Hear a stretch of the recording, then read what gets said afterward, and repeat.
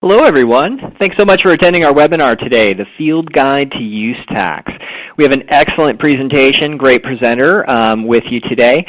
I just wanted to give a quick hello to the people, the attendees who are kind of filling through right now. We'll get going in a couple minutes, but I just kind of wanted to give a shout out and let everybody know that you're in the right place, and we'll get going pretty close to the top of the hour. Thanks.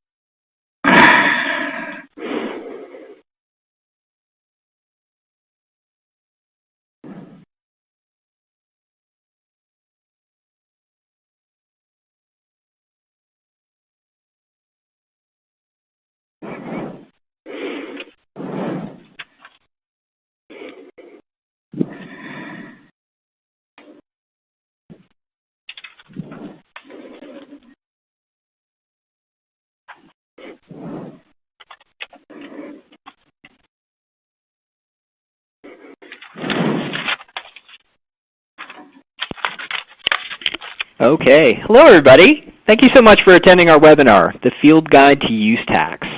What is it, why it matters, and what you need to know. We've got a sales tax expert, Christine Martin, with us today, and she's going to go over a lot of the things you need to know about use tax compliance and probably answer a lot of the questions that you have.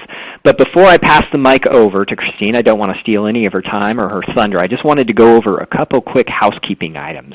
The first thing is a lot of people find that the audio quality is a little bit better if they listen by phone. If you look over to sort of the left-hand side of the console where there's a button and it says Listen by Phone, if you click on that, it'll pop up the number along with a conference pin that you can dial into, and that way you can listen by phone. The only thing I ask is make sure to keep your phone muted. It'll automatically be muted, but we just kind of want to keep it that way. Also, for any of your questions, Christine will have time at the end of the presentation to answer the questions that you have, so feel free to submit them under the question box. For any questions that I can answer, I will try and address those during the presentation. Also, if you are interested in having a PDF of the slides, just go ahead and click under Event Resources. That's where you will find a PDF of the slide presentation, so you can print it out, follow it along, or keep it for later. If you miss anything today or would like to review the recording, as a registrant, you will automatically receive a link to the recording. It could be as early as tomorrow that you receive it. So I think that about covers it for the housekeeping items. I don't want to take any more time away from Christine. Christine, go ahead and take it away. Thanks for being with us. Great. Thanks so much, Morgan. So as he had mentioned, I'm Christine Martin. I'm a sales engineer here at Avalara. I've actually been in the sales and use tax space now for about 28 years. I started my tax career at Marriott headquarters in Washington, D.C. I spent some time also with a telephone company in Northern Virginia before I moved to Atlanta and took over as Director of Compliance for a telecom outsourcing company. I spent some time in manufacturing as well, which really hits on this use tax piece. Before I came over to the dark side of Avalara, I've been at Avalara now for 8 years. So hopefully I can talk a little bit about the use tax piece of it and show you how Avalara can help with that as well. So today we're going to define what use tax is, use tax for the consumer, some common scenarios, use tax for business, and again, some common scenarios, the best practices for managing compliance, and then again, we'll save some time for questions and answers at the end. So why is use tax a big deal? Well, if you look at use tax and sales tax in general, they really make up about 47% of the state's total revenue. So sales tax and their companion use tax is a big deal because it makes up almost half of all of their income that these states get. So what is use tax? Use tax is something that's typically due by the buyer, and we're talking consumer's use tax, not seller's use tax, as opposed to sales tax, which is actually passed on and invoiced to the customer. So I like to give you an example, kind of put it in simple terms of, think about the catalogs that you get in the mail, maybe an LL Bean catalog, and on that order form, there's a sales tax line, and typically it'll say, if shipped to Massachusetts, Connecticut, and Vermont, add sales tax. And what that means is, for anybody that's receiving those products anywhere else in the country, that means they're not required to charge sales tax anywhere else. So therefore, the consumer owes the tax on those products if what they're buying is taxable. So basically what's supposed to happen is the consumer, when they realize that they haven't been charged any tax and they know that what it is that they're purchasing is taxable, then they owe that consumer's use tax to the proper jurisdictions. And I can hear somebody. If you could please mute your phones, that would be helpful. So let's take a poll. Do you find use tax to be one of the more difficult areas of tax compliance in your business? So there should be a poll that comes up for you. If you guys could take the time to answer that question, and then we'll talk about the results at the end during that Q&A session.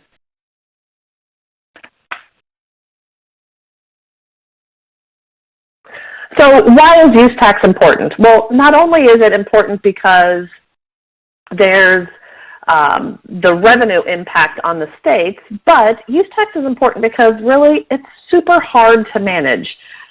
Think about all of the online marketplaces where you can buy things and you're not necessarily charged tax, which means states are missing out on that sales tax opportunity. And this is really why the Marketplace Fairness Act and the Remote Transaction Parity Act have come into play, because the states realize that they're missing money.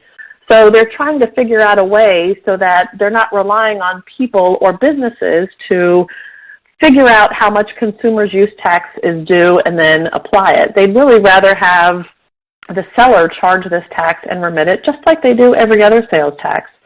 So states really want to pass on the burden of collecting all of the taxes to the sellers, regardless of whether or not they have a physical presence in that state.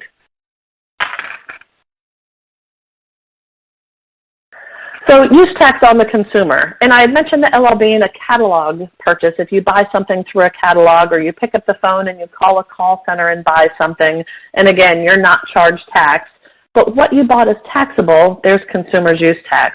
But now think about all of those things that you buy online through Amazon or through Etsy or any other shopping cart online, and think about the tax that you're being billed. How often are you checking to see if those vendors have actually charged you sales tax on that invoice? Or better yet, are you paying attention that they haven't charged you sales tax and you're trying to figure out a way to report that consumer's use tax? And that's really where it's super hard. So let's talk about the use tax as it applies to businesses. Well, think about all of the inventory that people buy, and they're buying it to be put in inventory and then resold. And let's say that they take something out of inventory. Instead of reselling it, they're actually going to use it in their business. Maybe an office supply company takes a box of paper out of their inventory because they need it for their business to run. The tax on that box of paper wasn't paid because it was purchased under a resale certificate, but there's still tax that's due on that box of paper itself, and that's where consumer's use tax comes into play. One of the issues that I had with the paper manufacturer that I worked for was all of the computers were actually shipped to us in our Norcross, Georgia facility. And Norcross, Georgia has a 6% sales tax rate. So all of the vendors that ship those computer products to me in Georgia billed a 6% tax. Our IT folks did their magic on these computers, and then we shipped those computers back out to our plants all across the country. Well, based on where those plants were, if the tax rate was greater than 6%, I owed that additional tax to that state where the computer came to rest. And when I first got to that paper manufacturer, we had one person spending about 40 hours a month calculating how much additional use tax was due on those computers that were sent outside the state of Georgia, or even outside that 6% tax rate where we were in Georgia. And we figured there had to be a better way. We spent an awful lot of time doing analysis and trying to figure out how to cut down our time on doing those tax calculations, because in some instances it may have been 15, 20 cents or $1. It wasn't a great deal of money by any means. So for business, it's not just about what they're buying online. It's really what they're doing with these products. That they may be buying inventory, or they may be buying repair and replacement parts from various vendors that only have a location in one state. So while they may be buying all of this equipment and product, and they may not be charged tax, that doesn't necessarily mean that the tax is due. It depends on how they're using it. Are they using it in manufacturing where it may be exempt? Are they putting it into inventory and then potentially reselling it? Are they using it as a repair and replacement part, which may be tax exempt as well? So there's all of these different nuances that relate to use tax and how you calculate it and why it's super hard.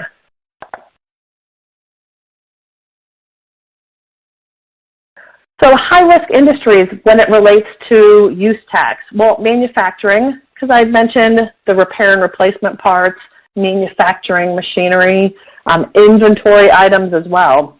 And also with manufacturing, think of the forklifts that you have. If you buy a forklift, a lot of people think that those forklifts are part of the manufacturing process and may not owe use tax on that forklift. But each state defines when the manufacturing process starts a little bit different from the other. Therefore, a forklift may not be part of the manufacturing process, but the vendor that sold you the forklift wasn't required to charge you tax. So with manufacturing, it's extraordinarily difficult. Construction is another one where use tax comes into play an awful lot, because if you think about going into a home supply company and you buy a garage door and you take that garage door with you, you're going to pay sales tax on that garage door because you're taking a piece of tangible property with you. But with construction, you walk into that home supply store and you say, hey, I need to get that garage door, but I'm not going to take it with me. I want you guys to install it. That home supply store then becomes the user of that garage door. They take the garage door out of inventory and they install it at my house because they're the end user and tax wasn't paid on that garage door when it got put into inventory. As soon as they take it out of inventory, they now owe consumer use tax on the value of that garage door. So use tax is extraordinarily important when it comes to construction as well. Retail, the use tax typically relates to the fixtures that are in a retail store and also the supplies, paper, maybe those cash register receipts, whether or not those have tax on it when they buy them. Hospitality, I spent some time, almost 10 years at Marriott, so the hospitality industry is certainly near and dear to my heart. And use tax really had to do with all of those products that go into a hotel room, whether it's the bedspread or the towels in the bathroom, and even the soap. But then the other piece of it that caught us one time was the stir straws in coffee. If you ever go to a travel plaza, if you will, those stir straws, because of the distance that they were from the coffee station itself, a Massachusetts auditor said that they were not part of the cost of the coffee, and we owed consumers use tax on those stir straws. So with hospitality, there's all kinds of nuances with use tax as well. Distribution, think of the distribution equipment, forklifts, storage facilities, and the like that consumer's use tax would play into. Service or repair as well. Again, whether you're replacing something, is it under warranty and you're not actually selling a part, you're taking something out of inventory and replacing a part, you may owe consumer's use tax on that part that you're taking out of inventory. And then medical and dental. There's a whole bunch of supplies that go into doctor's offices, whether it's a doctor or a dentist, that are being used and not technically being resold as part of that service, whether it's gauze or floss, or even think about the toothbrushes that they're giving away. So what we found is these 5 costliest mistakes, and the first one being resale and exemption certificates are missing. So when an auditor comes in, what I've found in my almost 28 years is there's 2 pieces that auditors really spend their time on, is resale exemption certificates and also that use tax not being accrued. But there's other mistakes in here that can cause some issues with audits, is if you're missing copies of invoices and the auditors can't see them, if you don't know your rights and your remedies, how you can dispute an audit assessment, or the audit negotiation was just totally mishandled. But of these 2 things, really that use tax not being accrued and missing exemption certificates when that audit starts, those 2 are really the biggest audit issues that I see. We've got another poll for you. Has your business ever been subjected to a sales and use tax audit? So that should come up on your screen if you guys could participate in that for me as well. I'd appreciate that. And typically when we do some of these webinars, there's always a funny statistic that comes up, and one of them is people would rather go through a divorce than go through a sales and use tax audit, or they'd rather run a marathon than go through a sales and use tax audit.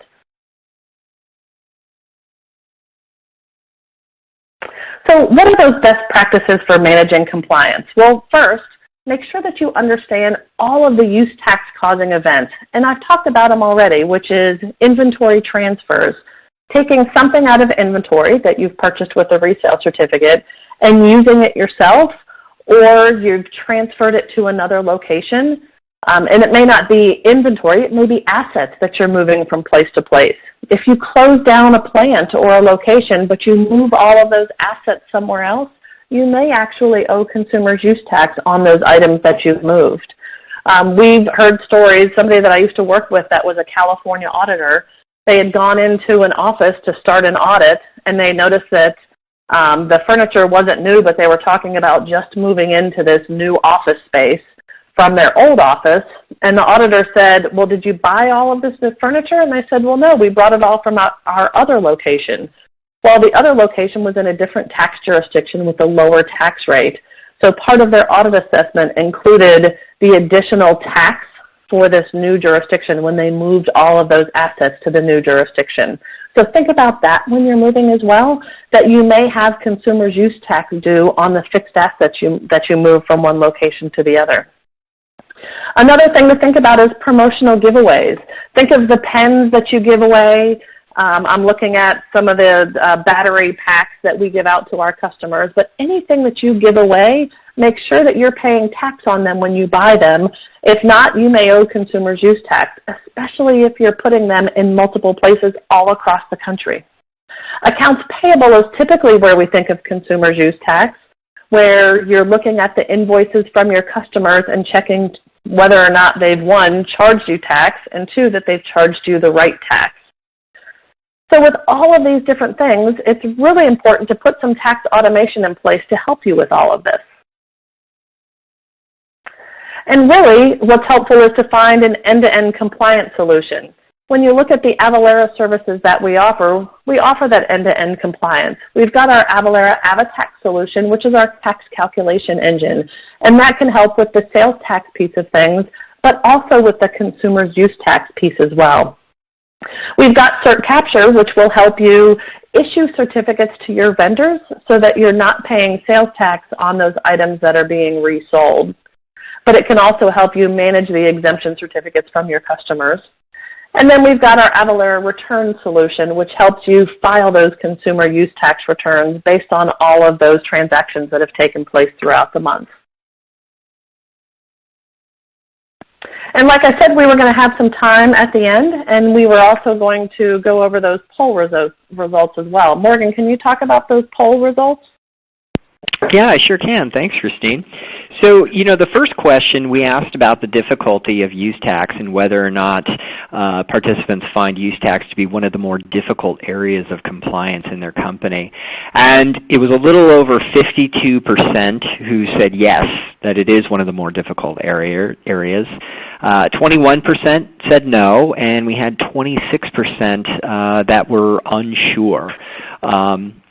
And then the second question is about whether or not the participants have ever been through a sales and or use tax audit, and roughly about 62% said yes, that they have. Which I thought that was surprising. That's actually a larger number than I thought. 29% said no, and then 9.6% said not applicable, which doesn't surprise me because we do have some attendees in the audience, who are public accountants and work with companies, so that may not apply. Great, thanks for sharing that. So let's go over Sure. some questions. There is a question section to where if you've got any questions, you can certainly type them, and I'll try and get through all of those for you. So one of the first questions was, what about items purchased for research and development? In the case where the resulting item is not viable and is thrown away, are the purchases of parts for this taxable? And unfortunately, the answer that you're going to hear an awful lot is, it depends. It depends on the state. Some states don't tax research and development, while others do. So unfortunately, I can't give you a straight answer because it really depends on the state itself. Somebody lost audio, and no, the presentation didn't stop. Hopefully you joined us back again. Somebody else had said that they've already got AvaTax Insert Capture. How do we get the use tax automation set up? And I would say you'll have to talk to your customer account manager. And if you talk with your account manager, they can talk to you about the options that we have for automating that consumer use tax piece. Do we have any other questions? A little after lunch lull? Actually, Christine, there is a little refresh button where we can refresh the questions and pop out. We did receive another question that came through where a person is asking, when a tax service is used and they make an error by not filing or filing late, is the service responsible? Well, that all depends on the agreement that you have with the service. With Avalara, if it comes to filing the return, if we received funds on time, then the responsibility of filing those returns and paying those returns on time are certainly our responsibility. When it comes to the tax calculation itself, obviously we're going to rely on our customers to set things up, but we're going to make the taxability decision as best we can using the information that the customers have provided, meaning that mapping and their nexus setting as well. And Avalara does have a 100% guarantee that our tax calculations are accurate. So I certainly hope that that answers your question, and that's how it relates to the Avalara service itself. There's another question that just says a wine manufacturing question, and I'm not sure what the question is because it wasn't in there. So if you wouldn't mind, Lynn, typing that question for me, I may be able to answer that for you. Another question that Gloria has is, what about software purchases over the computer? And that's actually a really tough one. So typically, it's where, meaning software as a service, kind of like the Avalara service itself, that I can go on and I can buy software online, whether it's software as a service or I can download software. So I'm not sure if this is downloaded software, if they're buying software in the cloud, but there's different taxability of those.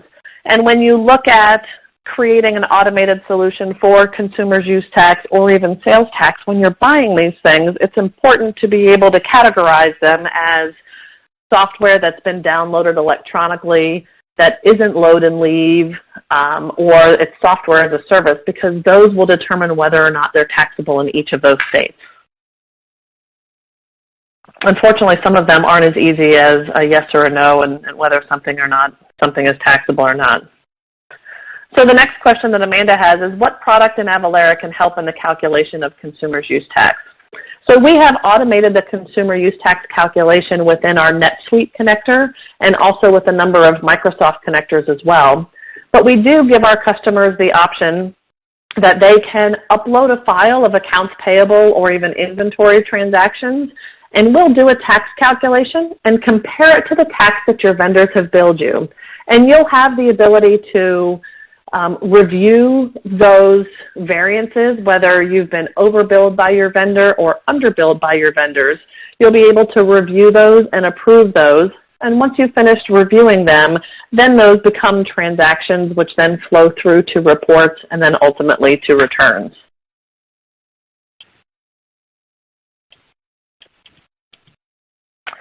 The next question that Mary has is, where can a listing be found on when certificates actually expire?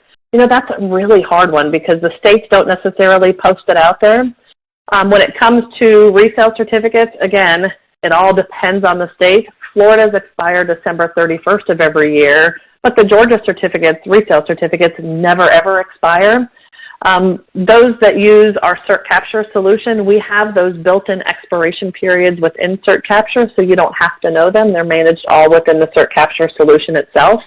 And something else to keep in mind, that although states like Georgia never expire their exemption certificates, when I was back in industry, one of the things that I made sure that we did was in those states where there wasn't an expiration period, I made sure that we expired them every 4 years. That way, if something changed with the customer, I knew that I always had the most up-to-date exemption certificate on file. We had an experience where we had collected an exemption certificate from a customer back in 1970-something, and we had toted it around for 30 years. And they had issued that certificate to us under a different name. We had changed our name about 3 or 4 times. So when the auditor came in and wanted to see the exemption certificate for that customer, we presented it to him, and he disallowed that exemption because it was issued to the wrong company name. So by having those certificates refreshed every 4 years in those non-expiring states, you certainly wouldn't have that issue.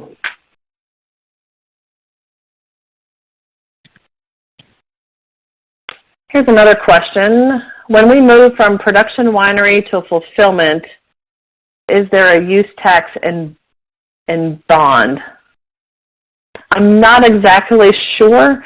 I'm not sure. We don't have my email address up here, but if you'd like to send me an email, we can certainly take a peek or we can talk further about that. My email address is christine.martin@avalera.com, and hopefully I can answer that question for you. I'm going to go ahead and pop that up on the screen as well, Christine, so everybody can have it. Thank you. Thanks. Rachel's got a question. What are typical use taxes that a restaurant company would face? Well, think about the paper that you're using to make the menus with. If you've got stir straws, plastic cups, paper cups, napkins, all of those things, you need to make sure that you're being billed the sales tax and paying to your vendor, or you're accruing it yourself. Also think about food that you're giving away. That actually came up for us when I was back in the hotel industry, was that we were giving away food, and an auditor came in and sat down and saw that there was food that was being given away free as part of a room, and we owed consumers use tax on the value of that food. Brian's got a question of, is there a website that shows what states have a use tax on research and development purchases? Unfortunately, there isn't a single website that you can go to that has all of these laws by state. You can certainly subscribe to a service like RIA, where you can, and it can be a pay-as-you-go service, I believe. I don't think you have to buy a whole subscription to it, but you may be able to buy a per-hour subscription to RIA where you can do multi-state research on sales and use tax laws.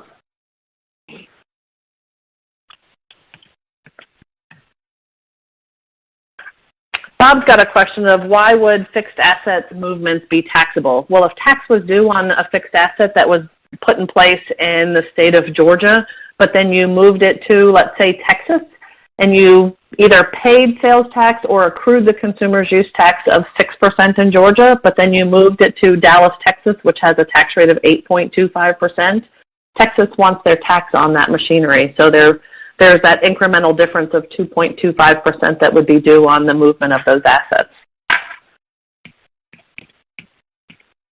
Pam's question is, can I take a credit when we pay sales tax and didn't owe it? Typically, if you were billed sales tax by your vendor, typically you would call them and tell them that you don't owe sales tax, or you would short pay that invoice. Getting a credit of the tax that you've overpaid is a little bit difficult. One, you may have to apply for that credit, and states aren't apt to give credits pretty easily, but you could certainly offset it against any consumer use tax due, as long as you make sure that you keep all of your records, so that if an auditor ever asks why you took that credit, you've got some backup to explain that. That's a little bit tough, though, because those audits may be 2, 3, 4 years down the road, so that part may be a little bit difficult. Next question, are the portion of a consultant fee taxable where they bill back materials used, such as paper and materials used?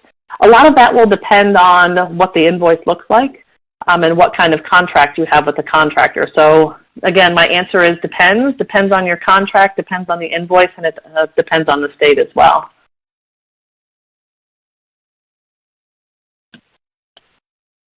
Another question that Pam has, what about use tax on information services?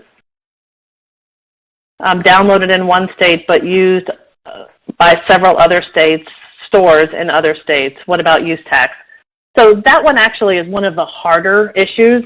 So typically, if you're buying software from a company that's then going to be used in multiple states, you can typically give them one of two things, a multiple points of use certificate. So you say, don't charge me tax because I'm going to use this software in multiple states, and then you're responsible for accruing that consumer's use tax based on the value of that product in all of the states where you're using it.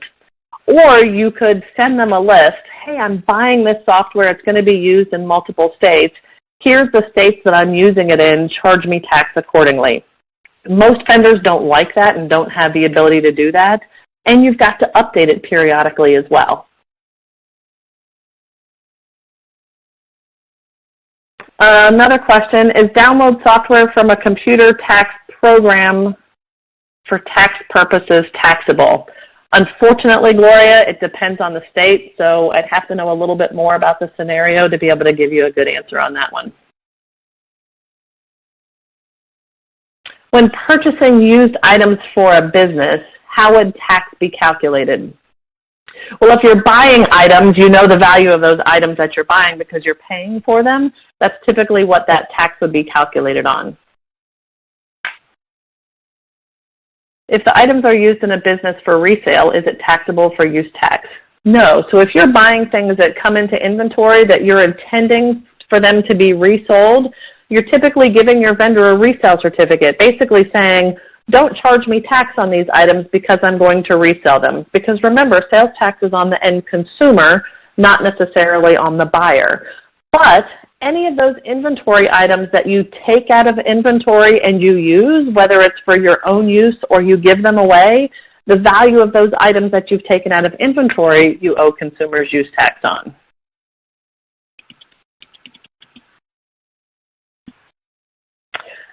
Jeff's got a question. We are using Avatax with NetSuite. Do you need to break out the tax portion to a separate general ledger account for accounts payable invoices? I'm not sure if your question is to be able to calculate whether the tax was billed correctly, or are you talking about when it comes to accruing that consumer's use tax? Jeff, if you can send me a message, I can certainly help you out, and we can chat about that a little bit further on how it works within NetSuite itself. Marge has a question. We serve service ID tags for units for repair. On the repair orders, we charge the customer a percentage of shop supplies. Let me go back here. And this is taxed. Would these service tags need to be reported as a use tax, or does it fall under the sales tax paid? Marge, I'm not sure which state we're talking about, so a lot of it will depend on the state as well. Again, you're welcome to send me an email, or I would suggest talking with maybe your accountant, or we can certainly get you in touch with one of our tax professionals. I have a fairly specific question. If we manufacture a tower and bring that tower into a different state, are we responsible for paying use tax on the price of the materials used to make the tower? What if the customer is a government entity or sales tax exempt? So if you're making this tower, are you making this tower for yourself, or are you building this tower and then selling this tower to somebody else? A lot of questions around that one. So I may not be able to answer specific questions just because there's so many more details that we need to know to be able to give you some answers. Anita's got a question. Goods withdrawn from resale inventory in California sent to a trainer employee out of state. Trainer delivers to the consumer. Normally, if withdrawn from inventory in California, subject to use tax. However, if I sent out of state to employees, are goods subject to use tax only in other states? If you're taking it out of inventory and moving it somewhere else to where it's not going to be used in the state of California, California shouldn't want the use tax on it because it didn't come to rest and to be used in the state of California. So a lot of times it will depend on what those goods are that are being moved out of state as well. Is contracted labor, professional IT services, taxable in California? Off the top of my head, I don't know. You could certainly send me an email and I will put it into our calculation engine and I can give you the answer based on what our calculation engine would do. Donna's got a question. We have computer equipment that is shipped to our home office in New Jersey, then shipped out to our retail stores when needed. At the end of a season, sent back to our home office in New Jersey. What tax should we pay? Well, I would assume that you're being billed New Jersey tax when it's shipped to you. When you move that equipment from your New Jersey home office out to the various stores, then you would owe consumers use tax on that higher, only in those jurisdictions that have a higher tax rate than 7% in New Jersey. And then once it comes back into New Jersey, you shouldn't owe anything else because, one, you've either paid the sales tax for New Jersey, accrued the consumer's use tax for New Jersey, or paid a higher rate if the equipment went somewhere else. And the second part of that question is, and should we pay tax each year? So based on the filing frequency that you have for your sales tax returns, that will also typically on the sales tax return you also have consumer's use tax. There's a handful of states that have different returns. Alabama's one of them. They've got a separate consumer's use tax return from the sales tax return. So any consumer use tax that you do, in most cases, gets reported on the same as your sales tax return. So whatever filing frequency your sales tax return has is when you'd file it. Another question, when we send free wine samples to restaurants, we pay use tax, or does the restaurant pay? We have exemption certificates on file. So when you're sending free samples to someone, you're the consumer of those goods. The restaurants are getting they're getting a packing slip or an invoice that's zero. So when you try and accrue consumer's use tax, even 6% consumer's use tax on zero, it's still zero. So when you take things out of inventory and give them away as promotional items, you owe the consumer use tax based on where you sent them. How about bags that we give to customers when we purchase an item? Absolutely. Make sure that on those bags that you're purchasing that you're paying sales tax to your vendor or that you're accruing the consumer's use tax on those bags.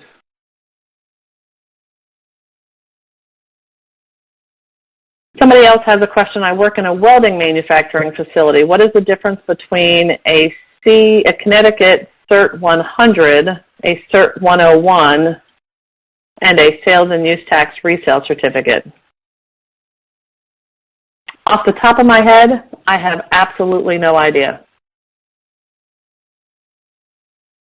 State of Nevada, professional tax preparation software downloaded from a computer and invoice indicates tax paid. Is use tax applicable to the state? I'm not sure I understand the question. How do you suggest a company handle use tax compliance concerns across multiple states when their business has just recently changed to where this has become an issue? I really would suggest getting in touch with a tax professional, talking with someone like Avalara that can help you with these consumer use tax and identifying where you've got issues. where you even have nexus, because there may be states where you've got a presence, where you've got product, where you've got inventory or assets that you owe use tax on. So it's really important first to be able to understand what the issues are, and then start to put in place all of the automated features that can help you with the consumer use tax piece.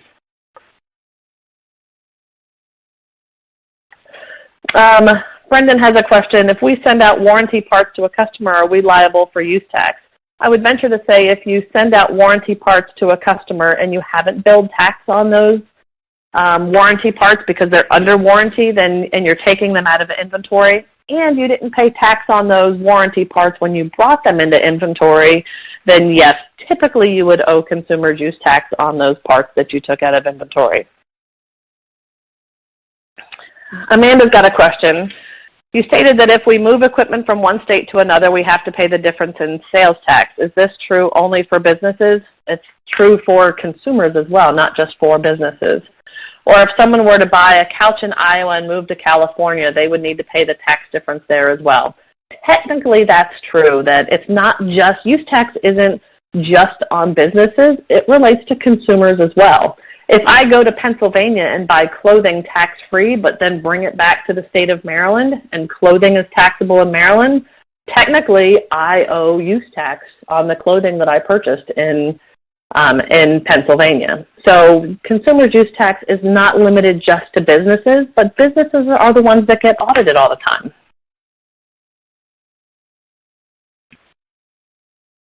And I think we may have run out of questions.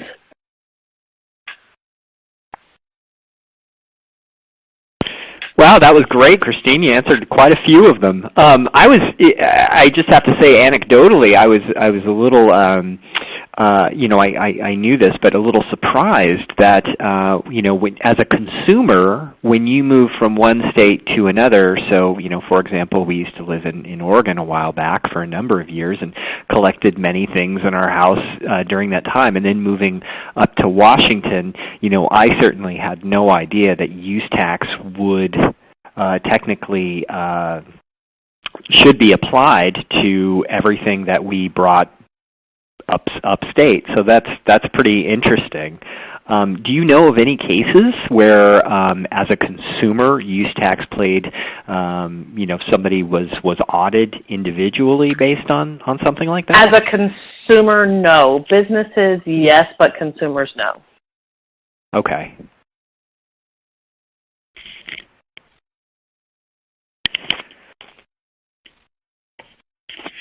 Okay, it looks like just a couple more questions came through. So if you want, we can answer just a couple more questions, and then we'll go ahead and wrap it up. Is depreciation considered for use tax when moving jurisdictions? Typically, yes. Again, it depends. Have you ever heard of consumer being audited? So consumers are audited for income tax purposes, right? And auditors can, if they choose to, look into their purchase history to see if there's been use tax that's been accrued. I haven't heard of that happening, but it's certainly not, it's not out of the realm of possibility. If we are moving from Missouri to Arkansas, do we have to pay use tax on extremely old assets if the use tax rate is higher, or is this just for newer assets? So if you're moving from Missouri to Arkansas, if the tax rate in Arkansas is higher than Missouri, you may owe use tax on the value of those items. If there's no value to those items, then you wouldn't owe use tax. When paying the consumer use tax, is it only if the rate is higher? Absolutely. Unfortunately, you don't get a refund. If the tax in New Jersey is 7%, but you're moving things to Georgia where the rate is 6%, you don't get a refund. You mentioned that different states handle use tax on forklifts used in manufacturing operations. Can you give us examples of how certain states handle it? So I don't remember the specifics as to which states handle it specific ways, because it's been about 8 years since I was back in the manufacturing world. But a lot of it had to do with when the manufacturing process starts. So in some states, they say that the manufacturing starts as soon as something touches raw material. So if you think about a tractor trailer that backs up to the facility, and you've got a forklift that comes and takes those raw materials off the tractor trailer, that's when the manufacturing process starts. Therefore, the forklift is part of the manufacturing process.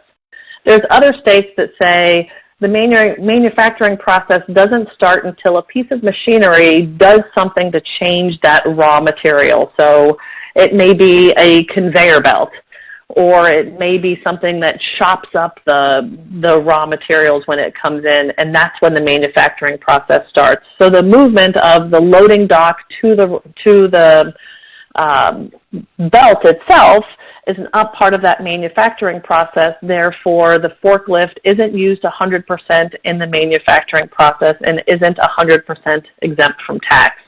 Therefore, you may owe consumer use tax on a certain percentage of the value of the forklift. And also when it comes to manufacturing, not just the forklift itself, but think of those conveyor belts. If those conveyor belts are used after the manufacturing process, which again is different by state, you may owe consumer use tax on the construction of and the value of the equipment, those conveyor belts moving the finished product over to storage. Do all states accept the multiple points of use certificate? I believe so. I haven't heard of one that doesn't, but there could be one that I just can't think of off the top of my head.